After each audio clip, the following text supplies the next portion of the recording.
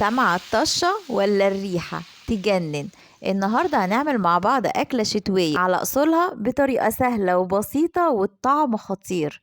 هتجيبي بقى قلقاسية كده، نقي اللي هي بتبقى راسها كده بامبا من فوق كده لون بينك كده، واغسلها كويس جدا وانشفها وابدا اقشرها من فوق لتحت كده وامسحها بمناديل مطبخ. اهم حاجه السكينه تكون حاميه وخلي بالك على ايدك.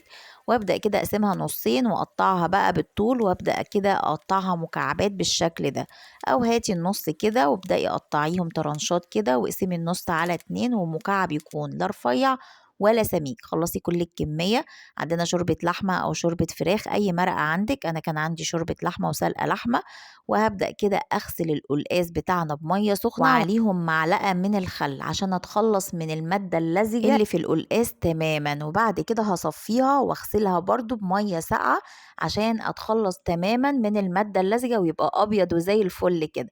الشوربه بتاعتنا سخنه، وانزل بالقلقاس بتاعنا على نار متوسطه يتسلق. دي بقى حزمه من السلق، انا واخده الورق بس وسايبه السيقان، وحزمه بقى من الكزبره الخضراء. وببدا كده ان انا اقطعها بالشكل ده واحطها في الخلاط، ودي اسهل طريقه. عليهم كوبايه ميه واضربيهم بقى في الخلاط ناعم جدا. مصفى بقى وصفيها، هاخد الميه على جنب وهاخد الالياف بتاعتها على جنب. صفيها كده واضغطي بالسباتولا كده لحد ما تاخدي الالياف بتاعتها بالشكل ده. هناخد بقى الميه بتاعتنا كده بعد ما القلقاس دخل في 3/4 سوا، هنزل عليهم بالميه الخضرا دي وعليهم معلقتين من الطماطم اللي احنا ضربينهم في الخلاط، هتخلي طعمها زي السكر. وبعد كده غطي عليها تاخد غلوة.